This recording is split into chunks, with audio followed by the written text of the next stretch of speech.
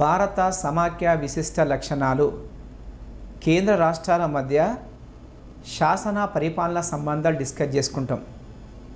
అది ముఖ్యంగా ఈ టాపిక్లో అంతర్భాగంగా మనము భారతదేశంలో కేంద్రము రాష్ట్రాల మధ్య శాసన పరిపాలన ఆర్థిక సంబంధాలుగా ఉంటాయి.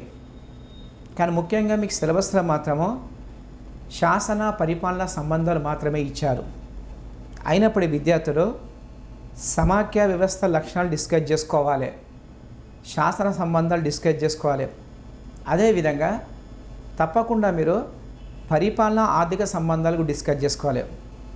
ఆర్థిక సంబంధాల టాపిక్లో అంతర్భాగం కాకున్నప్పటికీ కొన్నిసార్లు ఎగ్జామ్లో వచ్చే అవకాశం ఉంది.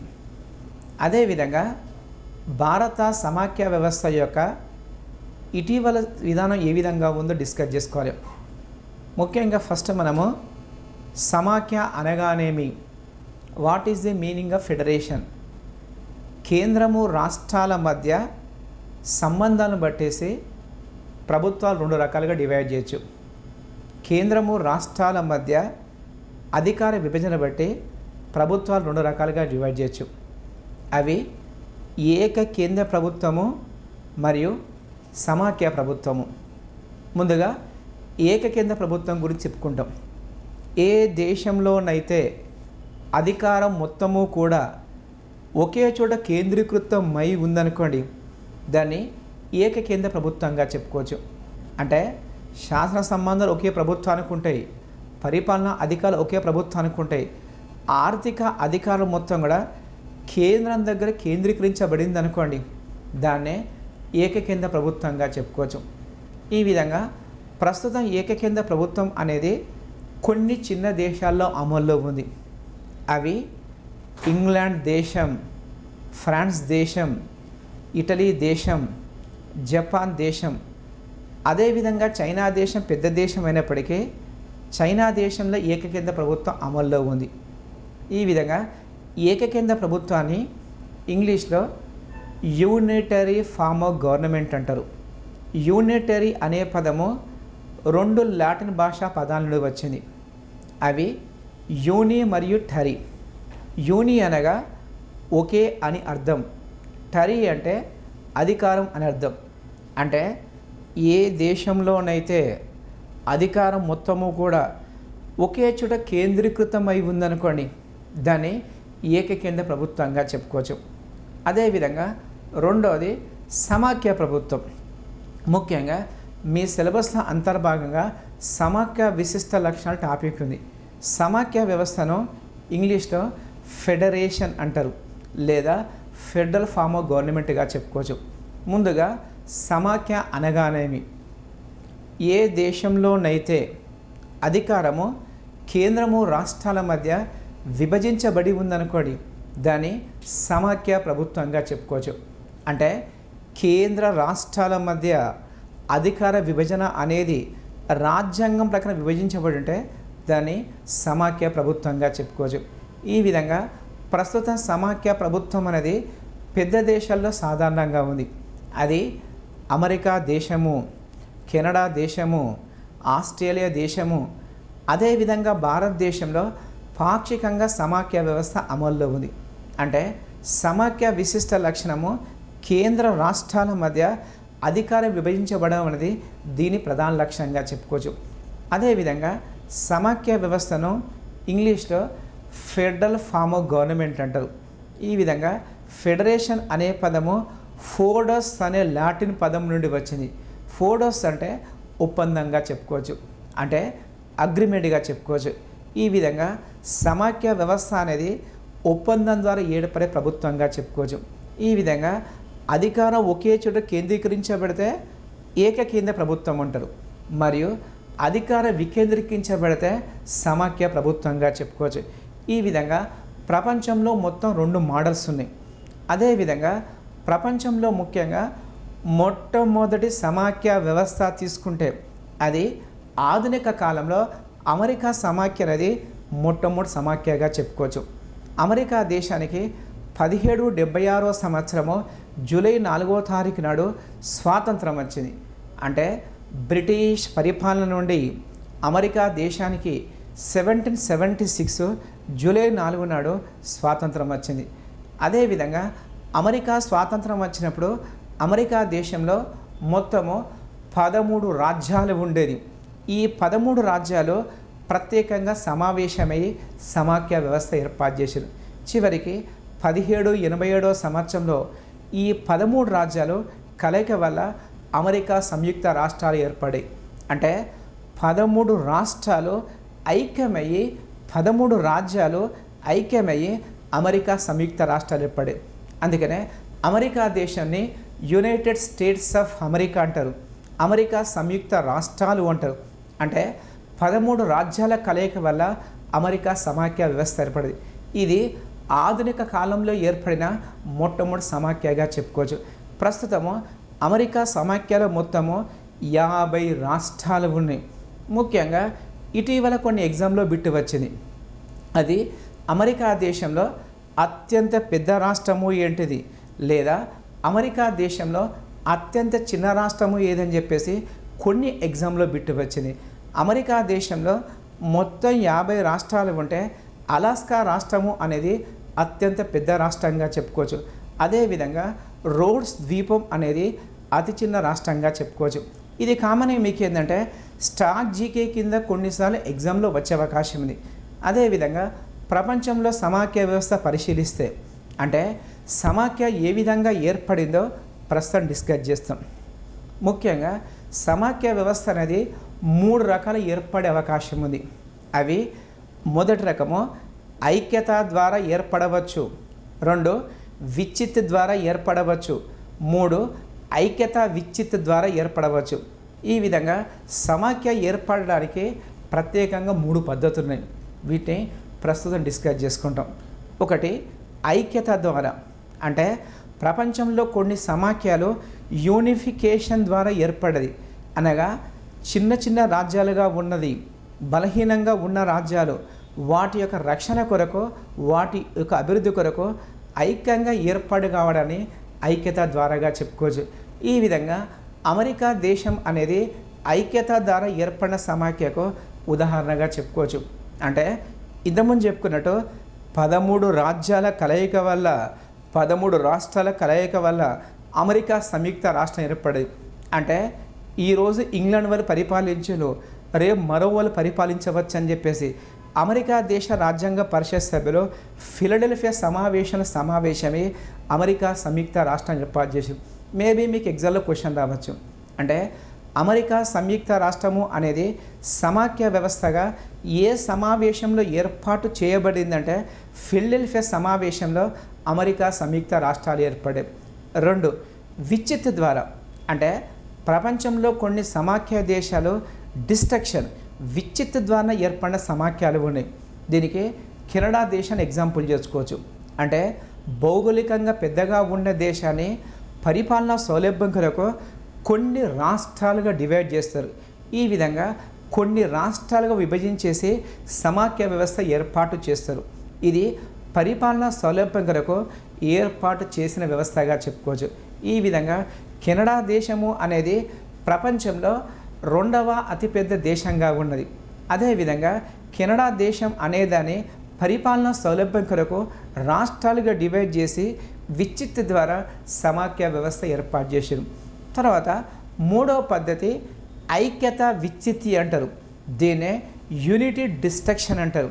అంటే ఫస్ట్ కామన్గా ఏంటంటే చిన్న చిన్న రాజ్యాలుగా ఉన్న ప్రాంతాలను ఫస్ట్ ఐక్యం చేస్తారు.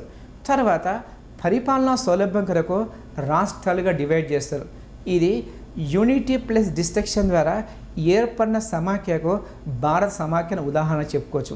ముఖ్యంగా మనందరూ తెలుసు 1947 సంవత్సరంలో భారతదేశ స్వాతంత్రం వచ్చినప్పుడు భారతదేశంలో ముఖ్యంగా 3 రకాల ప్రాంతాలు ఉన్నాయి. అంటే స్వదేశీ సంస్థానాలు ఉన్నాయి, సంపూర్ణ రాష్ట్రాలు ఉన్నాయి, అదేవిధంగా చీఫ్ కమిషనర్ పరిపాలించే కేంద్రపాలిత ప్రాంతాలు. తద్వారా లార్డ్ మౌంట్ బాటన్ ప్లాన్ ప్రకారము భారతదేశం అనే దాన్ని 2 ముక్కలు చేశారు. అంటే ఒకదాన్ని భారతదేశంగా డివైడ్ చేశారు, మరో దాన్ని పాకిస్తాన్గా డివైడ్ చేశారు. అదేవిధంగా మిగతా ప్రాంతాలకు అంటే స్వదేశీ సంస్థానాలకు పూర్తిగా స్వేచ్ఛ ఇచ్చేశారు. అంటే వాళ్ళకి ఇష్టం ఉంటే భారతదేశంలో జాయిన్ కావచ్చు, లేదంటే పాకిస్తాన్లో జాయిన్, లేదంటే స్వతంత్రంగా ఉండే స్వేచ్ఛ స్వదేశీ సంస్థానాలకు ఇచ్చారు. తద్వారా భారతదేశంలో ముఖ్యంగా 562 సంస్థానాలు ఉంటే అందులో 554 సంస్థానాలు భారతదేశంలో విలీనమైంది, 8 సంస్థానాలు పాకిస్తాన్లో విలీనమైంది. ఈ విధంగా స్వదేశీ సంస్థానాలను భారతదేశంలో విలీనం చేసిన ఘనత అప్పటి హోంశాఖ మంత్రి సర్దార్ వల్లభాయ్ పటేల్ దక్కుతుంది. అందుకనే సర్దార్ వల్లభాయ్ పటేల్ను ఇండియన్ బిస్మార్క్ అంటారు మరియు విలీన హీరోగా చెప్పుకోవచ్చు. అంటే 554 సంస్థానాలు భారతదేశంలో విలీనం కావడానికి సర్దార్ వల్లభాయ్ పటేల్ మూల కారకుడిగా చెప్పుకోవచ్చు. ఈ విధంగా భారతదేశం కామన్గా ఏంటంటే 554 సంస్థానాలు, అప్పుడు ఉన్న రాష్ట్రాలు, అప్పుడు ఉన్న చీఫ్ కమిషనర్ ప్రాంతం, దీన్ని మొత్తం క్లబ్ చేస్తూ ఒక ఐక్యతా దేశంగా ఏర్పడింది, విశాల దేశంగా ఏర్పడింది. తర్వాత పరిపాలనా సౌలభ్యం కొరకు దీన్ని రాష్ట్రాలుగా డివైడ్ చేశారు. ఈ విధంగా భారత రాజ్యాంగం ఏర్పాటు చేసినప్పుడు భారతదేశంలో ప్రాంతాలను 4 భాగాలుగా డివైడ్ చేశారు. అంటే ఏ భాగంలో మాత్రమో సంపూర్ణ రాష్ట్రాలు 9 ఉండేవి మరియు బి భాగంలో మాత్రము స్వదేశీ సంస్థానాలు 9 చేర్చారు మరియు సి భాగంలో 10 కేంద్రపాలిత ప్రాంతాలు చేర్చారు. డి భాగంలో అండమాన్ నికోబార్ ప్రాంతాన్ని మరియు ఆక్రమిత ప్రాంతాన్ని అక్వైర్డ్ ప్రావిన్సెస్ను 4వ భాగంలో చేర్చారు. ఈ విధంగా ఇక మన టాపిక్ ఏంటంటే భారత సమాఖ్య వ్యవస్థ అనేది ఫస్ట్ ఐక్యతా ప్రకారము విశాల భారతదేశం ఏర్పాటు చేశారు. తర్వాత పరిపాలనా సౌలభ్యం కొరకు రాష్ట్రాల గుర్తింపు కొరకు ప్రత్యేకంగా రాష్ట్రాలు ఏర్పాటు చేశారు. ఈ విధంగా ఐక్యత విచ్చిత ప్రకారము ఏర్పాటు చేసే సమాఖ్యకు భారత సమాఖ్య ఎగ్జాంపుల్గా చెప్పుకోవచ్చు. ఈ విధంగా ప్రపంచంలో సమాఖ్య వ్యవస్థలో 3 రకాలుగా ఏర్పడుతుందని చెప్పేసి మనం డిస్కస్ చేసుకున్నాం. ప్రస్తుతము భారత సమాఖ్య యొక్క లక్షణాలు డిస్కస్ చేసుకుంటాం. అయితే వాస్తవానికి ఏంటంటే భారత రాజ్యాంగంలో ఎక్కడా కూడా సమాఖ్య అనే పదం లేదు, అంటే ఫెడరేషన్ అనే పదం ఎక్కడా లేదు. ఇది గతంలో చాలా ఎగ్జామ్లో బిట్టు వచ్చింది. అంటే భారత రాజ్యాంగంలో సమాఖ్య ఎక్కడ ఉందని చెప్పేసి గతంలో ఎగ్జామ్లో బిట్టు వచ్చింది. అక్కడ వాళ్ళు ఇచ్చిన ఆన్సర్ ఏంటంటే 7వ షెడ్యూల్లో ఉన్నది, 11వ భాగంలో ఉన్నది, 12వ భాగంలో ఉన్నది, పైవేవి కాదని చెప్పేసి ఎగ్జామ్లో బిట్టు ఇచ్చింది. ఇక్కడ ఆన్సర్ పైవేవి కాదు. అంటే భారత రాజ్యాంగంలో ఎక్కడా కూడా సమాఖ్య అనే పదం లేదు, కానీ సమాఖ్య స్ఫూర్తి మాత్రం ఉంది. అంటే కేంద్రము రాష్ట్రాల మధ్య అధికార విభజన అనేది భారత రాజ్యాంగంలో చాలా చోట్ల ప్రత్యేకంగా చేర్చారు. ముఖ్యంగా ఆర్టికల్ 1లో కానీ, 7వ షెడ్యూల్లో కానీ, 11వ భాగంలో కానీ, 12వ భాగంలో ఈ 4 చోట్ల సమాఖ్య స్ఫూర్తి కనిపిస్తుంది. అంటే సమాఖ్య లక్షణాలు కనిపిస్తుంది, కానీ సమాఖ్య పదం మాత్రము భారత రాజ్యాంగం లేదు. ముఖ్యంగా భారత రాజ్యాంగంలో ఆర్టికల్ 1లో రాష్ట్రాల ఐక్యత అనే పదం ఉంది. దీన్నే యూనియన్ ఆఫ్ స్టేట్స్ పదంగా చెప్పుకోవచ్చు. ఈ బిట్ గతంలో చాలాసార్లు ఎగ్జామ్లో వచ్చింది. అంటే భారత రాజ్యాంగం ప్రకారము భారతదేశం అనేది ఆన్సర్ ఇచ్చిండు. అక్కడ ఏ రాష్ట్రాల సమైక్యత, రాష్ట్రాల ఐక్యత, రాష్ట్రాల విచ్ఛిత్తి పైవేవి కాదని చెప్పేసి ఎగ్జామ్లో బిట్ ఇచ్చిండు.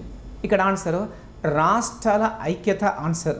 అంటే భారతదేశంలో రాష్ట్రాలు ఉన్నాయి, కానీ మొత్తం యూనిట్గా ఉండదని చెప్పేసి యూనియన్ ఆఫ్ స్టేట్స్ అనే పదాన్ని రాజ్యాంగంలో ప్రత్యేకంగా ప్రస్తావించరు. అంటే సమాఖ్య అనే పదం మాత్రము ప్రత్యేకంగా లేదు. ఇక్కడ ఆర్టికల్ 1లో ముఖ్యంగా టెరిటరీ ఆఫ్ ఇండియా అనే పదం ఉంటుంది మరియు యూనియన్ ఆఫ్ ఇండియా అనే పదం ఉంటుంది. అంటే ఆర్టికల్ 1 విశిష్టత ఏంటంటే 1వ ఆర్టికల్లో ముఖ్యంగా భారతదేశ నామం గురించి ఉన్నది, భారతదేశంలో రాష్ట్రాలు ఉన్నాయి, భారతదేశంలో కేంద్రపాలిత ప్రాంతాల గురించి 1వ ఆర్టికల్ ఉంది. అదేవిధంగా 1వ ఆర్టికల్లో యూనియన్ ఆఫ్ స్టేట్స్ అనే పదం ఉంది. దీనితో పాటు ముఖ్యంగా territory of India, union of India అనే పదం 2 ప్రత్యేకంగా ప్రస్తావించరు. ఇక్కడ యూనియన్ ఆఫ్ ఇండియా అంటే మీనింగ్ భారతదేశంలో ప్రస్తుతం ఉన్న 29 రాష్ట్రాలు అంతర్భాగం. అంటే కేంద్ర స్థాయిలో భారత పార్లమెంట్లో సంపూర్ణ అధికారం అనుభవిస్తున్న 29 రాష్ట్రాలు యూనియన్ ఆఫ్ ఇండియాలో అంతర్భాగంగా చెప్పుకోవచ్చు. అదేవిధంగా టెరిటరీ ఆఫ్ ఇండియా అంటే మాత్రము భారతదేశంలో ముఖ్యంగా కేంద్రంలో అధికారం పంచుకుంటున్న మొత్తము 29 రాష్ట్రాలు వస్తాయి మరియు 7 కేంద్రపాలిత ప్రాంతాలు వస్తాయి. భవిష్యత్తులో భారతదేశము ఏమైనా ప్రాంతాలు ఆక్రమిస్తే ఆక్రమిత ప్రాంతాలు అక్వైర్డ్ ప్రావిన్సెస్ అనేది కూడా ఇందులో అంతర్భాగంగా చెప్పుకోవచ్చు. ఈ విధంగా యూనియన్ ఆఫ్ ఇండియా అనే పదం కంటే టెరిటరీ ఆఫ్ ఇండియా అనే పదము మరీ విస్తృతమైనదిగా చెప్పుకోవచ్చు. అంటే యూనియన్ ఆఫ్ ఇండియా అనే పదంలో కేవలము సంపూర్ణ 29 రాష్ట్రాలు వస్తాయి. కానీ టెరిటరీ ఆఫ్ ఇండియాలో మొత్తము రాష్ట్రాలు వస్తాయి, కేంద్రపాలిత ప్రాంతాలు వస్తాయి, ఆక్రమిత ప్రాంతాలు కూడా టెరిటరీ ఆఫ్ ఇండియాలో అంతర్భాగంగా చెప్పుకోవచ్చు. ఈ విధంగా భారత రాజ్యాంగ ఆర్టికల్ 1 గురించి ప్రత్యేకంగా చర్చించుకున్నాం. ప్రస్తుతము భారత రాజ్యాంగంలో సమాఖ్య పదం ఎక్కడా లేదని చెప్పుకున్నాం. అయితే 1994 సంవత్సరంలో సుప్రీంకోర్టు సమాఖ్య అనేది భారత మౌలిక రాజ్యాంగంలో అంతర్భాగమని సుప్రీంకోర్టు తీర్పు చెప్పింది. అంటే 1994 సంవత్సరంలో ఎస్ఆర్ బొమ్మాయి కేసులో భారత సుప్రీంకోర్టు సమాఖ్య అనేది భారత రాజ్యాంగం యొక్క మౌలిక సిద్ధాంతంలో అంతర్భాగం అని చెప్పేసి సుప్రీంకోర్టు తీర్పు ఇచ్చింది. ఇక మనం గమనించవలసింది అంటే ఎస్ఆర్ బొమ్మాయి కేసు గురించి గతంలో కొన్నిసార్లు ఎగ్జామ్లో బిట్ వచ్చేది. అంటే ఎస్ఆర్ బొమ్మాయి కేసు దేనికి సంబంధించి అని చెప్పేసి గతంలో బిట్ వచ్చింది. ఇక్కడ ఎస్ఆర్ బొమ్మాయి కేసు అనేది ఒకటి సమాఖ్య వ్యవస్థ సంబంధించి, 2 లౌకిక తత్వం సంబంధించి, 3వది భారతదేశంలో ముఖ్యంగా రాష్ట్రపతి పాలన సంబంధించింది ఎస్ఆర్ బొమ్మాయి కేసుగా చెప్పుకోవచ్చు. దీన్ని రాష్ట్రపతి పాలన అప్పుడు ప్రత్యేకంగా డిస్కస్ చేస్తాం. అయితే ఇక్కడ మన టాపిక్ ఏంటంటే మీకు ఎగ్జామ్లో బిట్ రావచ్చు. అంటే ఏ కేసులో భారత సుప్రీంకోర్టు సమాఖ్య అనేది భారత రాజ్యాంగం యొక్క మౌలిక సిద్ధాంతంలో అంతర్భాగమని చెప్పిందని ఎగ్జామ్లో బిట్ వస్తే ఎస్ఆర్ బొమ్మాయి కేసులో సుప్రీంకోర్టు జడ్జిమెంట్ ఇచ్చింది. ఈ విధంగా రాజ్యాంగంలో ఎక్కడా కూడా సమాఖ్య అనే పదం లేదు, కానీ సమాఖ్య మౌలిక పునాది అని చెప్పేసి ఎస్ఆర్ బొమ్మాయి కేసులో సుప్రీంకోర్టు జడ్జిమెంట్ ఇచ్చింది. అదేవిధంగా భారత సమాఖ్య అనేది ఏ దేశ సమాఖ్యను పోలి ఉంటుందని చెప్పేసి కొన్నిసార్లు ఎగ్జామ్లో బిట్ వచ్చింది. అంటే వాస్తవమైన భారత సమాఖ్య వ్యవస్థ అనేది సంపూర్ణ సమాఖ్య కాదు. అంటే ఇంగ్లాండ్ రాజ్యాంగ లక్షణాలు ఉన్నాయి, అమెరికా రాజ్యాంగ లక్షణాలు ఉన్నాయి.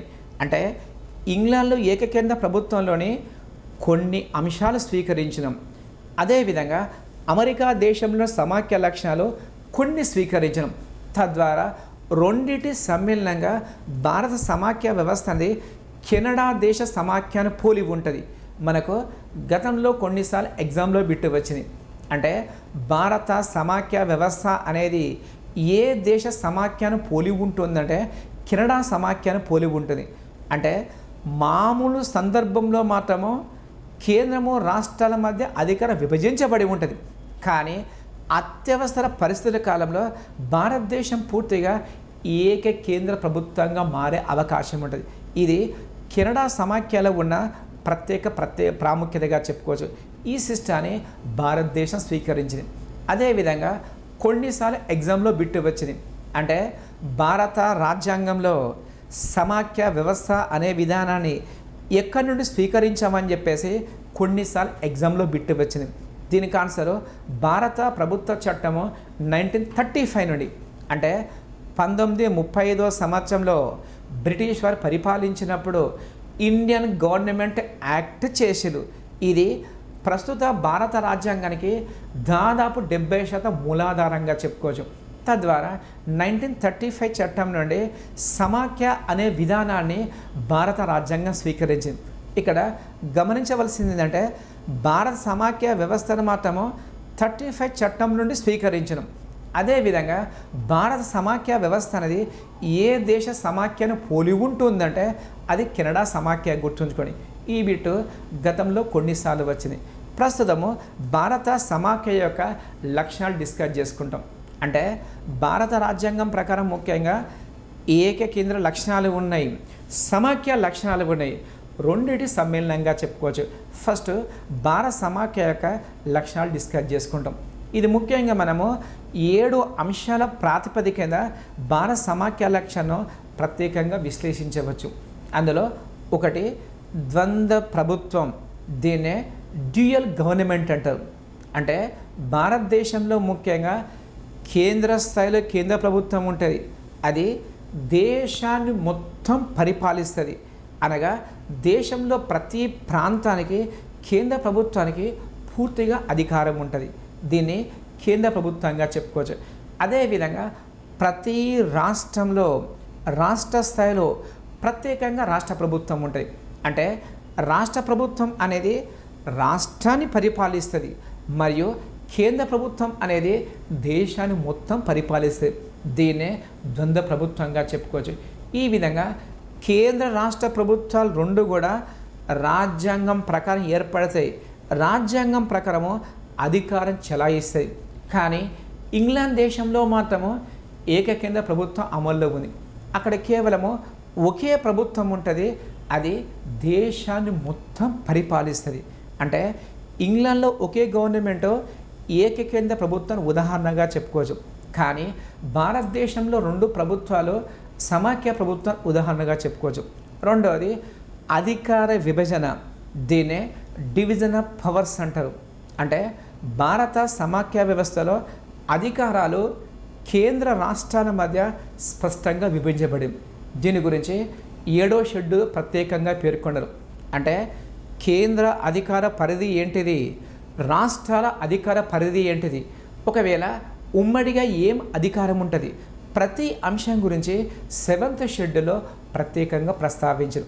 ఈ విధంగా అధికార విభజన అనేది భారత సమాఖ్య యొక్క మరో లక్ష్యంగా చెప్పుకోవచ్చు.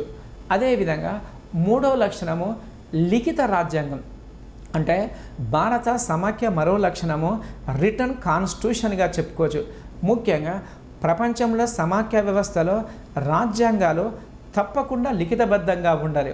అంటే కేంద్రము రాష్ట్రాల మధ్య కానీ రాష్ట్రము రాష్ట్రాల మధ్య కానీ ఏమైనా వివాదం వస్తే లిఖిత రాజ్యాంగం అనేది ప్రత్యేకంగా పరిష్కరిస్తుంది.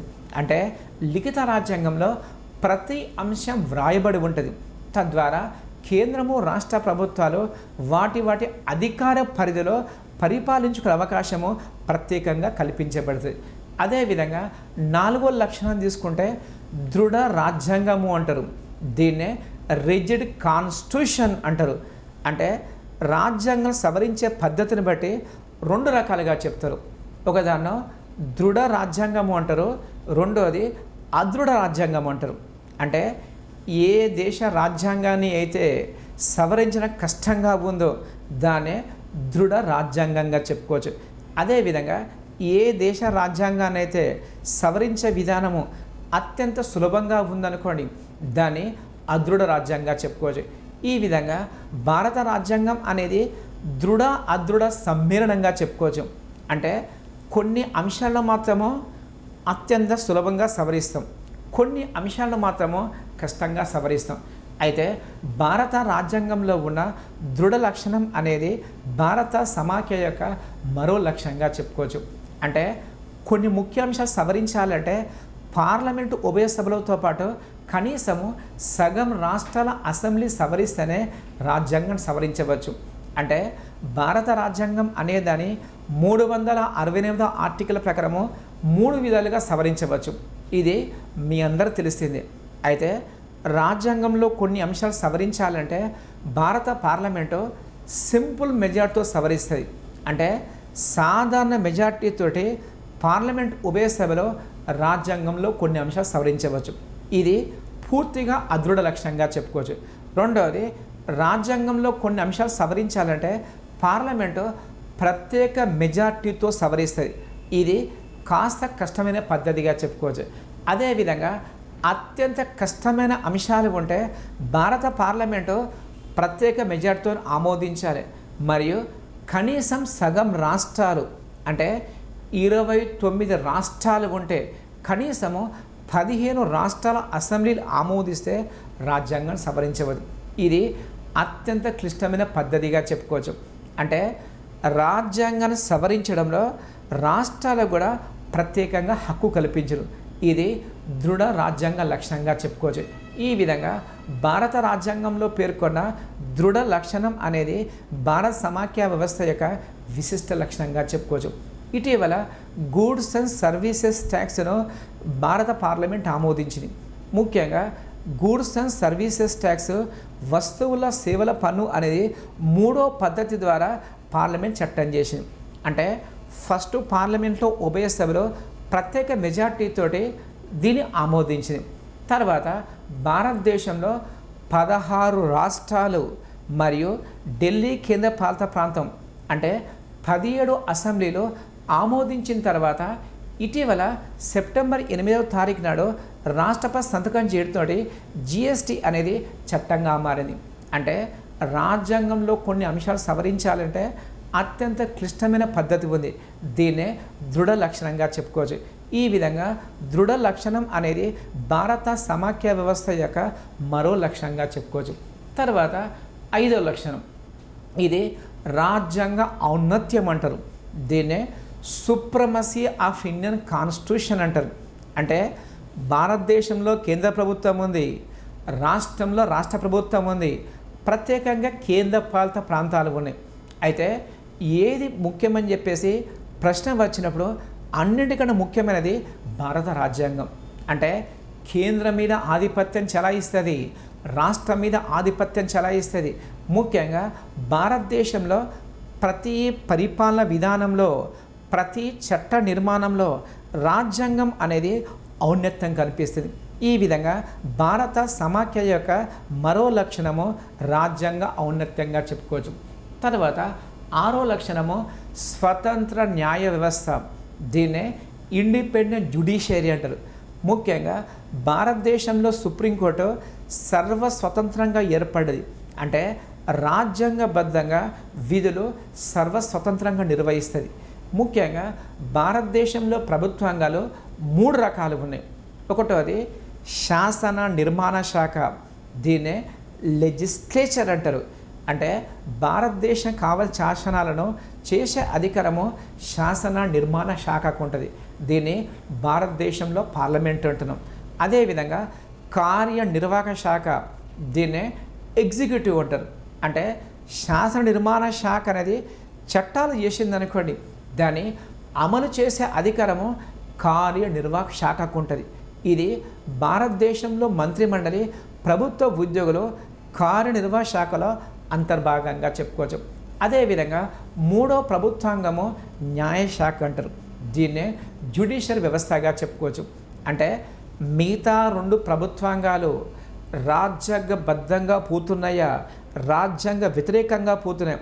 ఒకవేళ రాజ్యాంగ వ్యతిరేకంగా పోయినప్పుడు దాన్ని అడ్డుకునే అధికారము న్యాయశాఖకు ఉంది. అదేవిధంగా భారతదేశంలో న్యాయశాఖ ఏ శాఖ కిందికి రాదు. అంటే అటు కేంద్ర పార్లమెంటు కానీ, అటు మంత్రిమండలి కానీ నియంత్రణ ఉండక స్వతంత్రంగా నిర్ణయాలు తీసుకుంటుంది.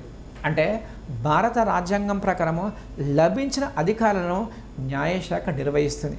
అదేవిధంగా భారతదేశంలో న్యాయ స్వతంత్రత భారత సమాఖ్య యొక్క మరో లక్ష్యంగా చెప్పుకోవచ్చు. ముఖ్యంగా సమాఖ్య వ్యవస్థలో కేంద్ర రాష్ట్రాల మధ్య వివాదాలు వచ్చే అవకాశం ఉంది, లేదా రాష్ట్రాల మధ్య వివాదం వచ్చేది కాదు. తద్వారా ఈ వివాదాల పరిష్కారానికి న్యాయశాఖకు పూర్తి స్వతంత్రం కల్పించు. తర్వాత చివరి 7వ లక్షణము ద్విసభా విధానము. దీన్నే ద్వంద్వ సభా విధానం అంటారు, లేదా బైకామరల్ లెజిస్లేచర్గా చెప్పుకోవచ్చు. ముఖ్యంగా భారతదేశంలో కేంద్ర స్థాయిలో ద్వంద్వ సభా విధానం ఉంది. అంటే ఏ దేశ పార్లమెంటులో 2 సభలు ఉండి 2 సభలు శాసన నిర్మాణంలో భాగస్థులేననుకోండి, దాన్నే ద్విసభా విధానంగా చెప్పుకోవచ్చు. ఈ విధంగా భారతదేశంలో కేంద్ర స్థాయిలో ద్వంద్వ సభా విధానం అనేదాన్ని 1919వ సంవత్సరంలో మాంటేచెమ్స్ఫర్డ్ చట్టం ప్రకారము భారతదేశంలో ఏర్పాటు చేశారు. అదేవిధంగా 1935 సంవత్సరము భారత ప్రభుత్వ చట్టం ప్రకారము రాష్ట్ర స్థాయిలో ద్విసభా విధానం ఏర్పాటు చేశారు. ఇక్కడ విద్యార్థులు గమనించాలి, అంటే భారతదేశంలో శాసనమండలి సంబంధించి చరిత్ర పరిశీలిస్తే అంటే ఫస్ట్ టైం శాసనమండలి అనేది 1853 సంవత్సరంలో 4వ చార్టర్ చట్టం ప్రకారం ఏర్పడ్డది. అంటే శాసనమండలి ఏర్పాటు అనేది 1853లో ఏర్పడ్డది. అదేవిధంగా 1919 సంవత్సరంలో కేంద్రంలో మొట్టమొదటిసారిగా ద్విసభా విధానం ఏర్పాటు చేశారు. దీన్నే బైకామరల్ లెజిస్లేచర్గా చెప్పుకోవచ్చు. తర్వాత రాష్ట్రాల్లో ద్విసభా విధానం మాత్రము 1935 చట్టం ప్రకారం ఏర్పాటు చేశారు. ఈ విధంగా స్వతంత్ర భారతదేశంలో మాత్రము కేంద్రంలో పార్లమెంట్లో 2 సభలు ఉంటాయి. ఇది తప్పకుండా ఉండవలసిన అంశము, మ్యాండేటరీ అంశంగా చెప్పుకోవచ్చు. కానీ రాష్ట్ర స్థాయిలో మాత్రము ఐచ్ఛిక అంశంగా వదిలిపెట్టిరు. అంటే రాష్ట్రాల అసెంబ్లీ తీర్మానం ప్రకారము భారత పార్లమెంటు ఒక రాష్ట్రంలో ఏకసభ ఏర్పాటు చేయొచ్చు లేదా ద్విసభ ఏర్పాటు చేయొచ్చు. ఈ విధంగా ప్రస్తుతం భారతదేశంలో కేంద్రంలో 2 ఛాంబర్స్ ఉన్నాయి. తర్వాత రాష్ట్ర స్థాయిలో మాత్రము 7 రాష్ట్రాల్లో 2 సభలు ఉన్నాయి. అయితే ఇక మన టాపిక్ ఏంటంటే భారత సమాఖ్య లక్షణాల అంతర్భాగంగా ద్విసభా విధానం అనేది మరో లక్షణంగా చెప్పుకోవచ్చు. అంటే పార్లమెంట్లో ఎగువ సభ, రాజ్యసభ అనేది రాష్ట్రాలకు ప్రాతినిధ్యం వహిస్తుంది. దీన్నే రాష్ట్రాల సభగా చెప్పుకోవచ్చు లేదా కౌన్సిల్ ఆఫ్ స్టేట్స్ అంటారు. అదేవిధంగా దిగువ సభ లోక్సభ అనేది ప్రజాసభగా చెప్పుకోవచ్చు. దీన్నే పీపుల్స్ హౌస్ అంటారు. అంటే లోక్సభ అనేది ప్రజలకు ప్రత్యక్షంగా ప్రాతినిధ్యం వహిస్తుంది. అంటే ప్రజలచే ఎన్నికైన సభ్యులు లోక్సభలో ఉండే ప్రజాగళాన్ని అక్కడ వినిపిస్తారు. అదేవిధంగా రాజ్యసభ సభలను రాష్ట్రాల అసెంబ్లీలు ఎన్నుకుంటాయి. అంటే రాష్ట్రాల గళాన్ని పార్లమెంట్లో వినిపించడానికి రాజ్యసభ ఏర్పాటు చేశారు. ఈ విధంగా భారత సమాఖ్య వ్యవస్థలో ముఖ్యంగా ఈ 7 లక్షణాలు ముఖ్య లక్షణాలుగా చెప్పుకోవచ్చు. ఇక్కడ మరికొన్ని అంశాలు డిస్కస్ చేస్తే అంటే అమెరికా దేశంలో ముఖ్యంగా సంపూర్ణ సమాఖ్య దేశంగా చెప్పుకోవచ్చు. అంటే గతంలో ప్రపంచంలో ముఖ్యంగా సంపూర్ణ సమాఖ్య దేశంగా సోవియట్ రష్యా దేశం ఉండే. సోవియట్ రష్యా దేశము 1917 సంవత్సరంలో ఏర్పాటు చేశారు. ఇది 1991 సంవత్సరంలో 15 ముక్కలుగా చీలిపోయింది. తద్వారా సోవియట్ రష్యా పతనం తర్వాత ప్రస్తుతం ప్రపంచంలో సంపూర్ణ సమాఖ్య దేశంగా అమెరికా దేశం ఉంది. అయితే అమెరికా సమాఖ్యలో ఉన్న కొన్ని లక్షణాలు భారత సమాఖ్య వ్యవస్థలో మనకు కనిపించాయి. అంటే అమెరికా దేశం నుండి కొన్ని స్వీకరించినప్పటికీ కొన్ని భారతదేశ అనుకూలంగా ముఖ్యంగా వాటి పూర్తిగా విస్మరించదు. ముఖ్యంగా అమెరికా సమాఖ్య వ్యవస్థలో ద్వంద్వ రాజ్యాంగాలు ఉన్నాయి, ద్విపౌరసత్వం ఉంది మరియు ద్వంద్వ న్యాయ వ్యవస్థ అనేది అమెరికా సమాఖ్యలో ఉన్న ముఖ్య లక్షణంగా చెప్పుకోవచ్చు. అంటే అమెరికా దేశంలో ముఖ్యంగా కేంద్రంలో రాజ్యాంగం ఉంటుంది మరియు 50 రాష్ట్రాలకు ప్రత్యేకంగా రాజ్యాంగాలు ఉంటాయి. దీన్నే ద్వంద్వ రాజ్యాంగంగా చెప్పుకోవచ్చు. కానీ భారతదేశంలో ఆ విధంగా కాకుండా కేవలము జమ్మూ అండ్ కాశ్మీర్ రాష్ట్రం మినహా జమ్మూ కాశ్మీర్ రాష్ట్రం తప్ప భారతదేశంలో అన్ని రాష్ట్రాలకు ఒకే రాజ్యాంగం ఉంది. అదే భారత రాజ్యాంగంగా చెప్పుకోవచ్చు. ఈ విధంగా జమ్మూ అండ్ కాశ్మీర్ రాష్ట్రానికి ఆర్టికల్ 370 ప్రకారము కొన్ని ప్రత్యేక పరిస్థితుల వల్ల ప్రత్యేకంగా రాజ్యాంగం ఏర్పాటు చేశారు. కానీ అమెరికా దేశంలో మాత్రము కేంద్రానికి వేరే రాజ్యాంగం ఉంటుంది మరియు ప్రతి రాష్ట్రానికి ప్రత్యేకంగా రాజ్యాంగం ఉంటుంది. అంటే ద్వంద్వ రాజ్యాంగం అనే విధానాన్ని మనము పూర్తిగా విస్మరించినాం. తర్వాత అమెరికా దేశంలో ద్విపౌరసత్వం ఉంటుంది. అంటే అమెరికా దేశంలో పుట్టిన వ్యక్తికి అమెరికా పౌరసత్వం వస్తుంది, అదేవిధంగా ఆ రాష్ట్ర పౌరసత్వం వస్తుంది. దీన్నే ద్వంద్వ పౌరసత్వంగా చెప్పుకోవచ్చు, డ్యూయల్ సిటిజన్షిప్ అంటారు. కానీ భారతదేశంలో కేవలము ఏక పౌరసత్వం ఉన్నది. అంటే నువ్వు ఏపీలో పుట్టు, తెలంగాణ పుట్టు, తమిళ రాష్ట్రం పుట్టు, కేవలము భారత పౌరసత్వం అనేది భారతదేశంలో లభిస్తుంది. అయితే ఇక్కడ మరో ఎగ్జంప్షన్, అంటే జమ్మూ అండ్ కాశ్మీర్ రాష్ట్రాన్ని మాత్రము ద్వంద్వ పౌరసత్వం ఉంది. అంటే కాశ్మీర్ రాజ్యాంగం ప్రకారము జమ్మూ కాశ్మీర్లో పుట్టిన వ్యక్తికి జమ్మూ కాశ్మీర్ పౌరసత్వం లభిస్తుంది, భారత పౌరసత్వం లభిస్తుంది. ఈ విధంగా ద్వంద్వ పౌరసత్వం అనేది అమెరికా దేశ రాజ్యాంగంలో ఉన్నది, కానీ భారత రాజ్యాంగంలో మాత్రము ద్వంద్వ పౌరసత్వం లేదు. అదేవిధంగా ద్వంద్వ న్యాయ వ్యవస్థ, దీన్నే డ్యూయల్ జ్యుడిషియర్షిప్గా చెప్పుకోవచ్చు. అంటే అమెరికా దేశంలో ముఖ్యంగా కేంద్ర రాజ్యాంగం రక్షించడానికి ప్రత్యేకంగా ఫెడరల్ కోర్టు ఉంది. అదేవిధంగా ప్రతి రాష్ట్రానికి రాష్ట్ర రాజ్యాంగం రక్షించడానికి ప్రత్యేకంగా సుప్రీంకోర్టు ఉంది. అంటే అమెరికా దేశంలో రాష్ట్రంలో ఉన్నదాన్ని సుప్రీంకోర్టు అంటారు. తర్వాత జాతీయ స్థాయిలో ఉన్నదాన్ని ఫెడరల్ కోర్టుగా చెప్పుకోవచ్చు. కానీ భారతదేశంలో ఆ విధంగా కాకుండా ద్వంద్వ న్యాయ వ్యవస్థ లేదు. భారతదేశంలో ఏకీకృత న్యాయ వ్యవస్థ ఉంది. దీన్నే ఇంటిగ్రేటెడ్ జ్యుడిషియల్ సిస్టంగా చెప్పుకోవచ్చు. అంటే జాతీయ స్థాయిలో మాత్రము సుప్రీంకోర్టు ఉంటుంది, అది దేశాన్ని మొత్తం సంబంధించి తీర్పులు ఇస్తుంది. తర్వాత దాని కింది స్థాయిలో ప్రతి రాష్ట్రానికి ప్రత్యేకంగా హైకోర్టు ఉంటుంది. అంటే సుప్రీంకోర్టు కింద హైకోర్టు పనిచేయవలసి ఉంటుంది. మరియు హైకోర్టు కింది స్థాయిలో జిల్లా కోర్టు ఉంటుంది, జిల్లా కోర్టు కింది స్థాయిలో సబ్ కోర్టు ఉంటుంది, సబ్ కోర్టు కింది స్థాయిలో మున్సిఫ్ కోర్టు ఉంటుంది, మున్సిఫ్ కోర్టు కింది స్థాయిలో న్యాయ పంచాయతీ అనే వ్యవస్థ ఉంటుంది. అంటే భారతదేశంలో ముఖ్యంగా ఏకీకృత న్యాయ వ్యవస్థ ఉంటుంది, కానీ అమెరికా దేశంలో మాత్రము ద్వంద్వ న్యాయ వ్యవస్థ ఉంటుంది. ఈ విధంగా అమెరికా రాజ్యాంగంలో ఉన్న ఈ 3 అంశాలను మనము పూర్తిగా విస్మరించేసి భారత సమాఖ్య వ్యవస్థ ఏర్పాటు చేసాం. అవి మనం డిస్కస్ చేసుకున్నాం. ఒకటోదో ద్వంద్వ పౌరసత్వం లేదు, రెండోదో ద్వంద్వ రాజ్యాంగం లేదు, మూడోది ద్వంద్వ న్యాయ వ్యవస్థ అనేది భారత రాజ్యాంగంలో మనము వాటిని స్వీకరించదు. అదేవిధంగా కొన్ని సమాఖ్య తీసుకుంటే, అంటే ప్రపంచంలో కొన్ని సమాఖ్య దేశాల్లో ఒక చెడు లక్షణం ఉండేది, దీన్నే బ్యాడ్ ఫీచర్గా చెప్పుకోవచ్చు. అది సమాఖ్య నుండి విడిపోయే స్వేచ్ఛ ఆ దేశంలో రాష్ట్రాలకు ఉండేది. ఇది కొన్ని సమాఖ్య దేశాల్లో గతంలో ఉండేది. ఫర్ ఎగ్జాంపుల్ తీసుకుంటే ఒకప్పటి సోవియట్ రష్యా రాజ్యాంగంలో మరియు చెకోస్లోవకియా రాజ్యాంగంలో మరియు యుగోస్లోవేకియా రాజ్యాంగంలో ఈ 3 దేశాల్లో సమాఖ్య నుండి విడిపోయే స్వేచ్ఛ అనేది ఆ దేశంలో రాష్ట్రాలకు కూడా. దీన్నే వేర్పాటువాదంగా చెప్పుకోవచ్చు.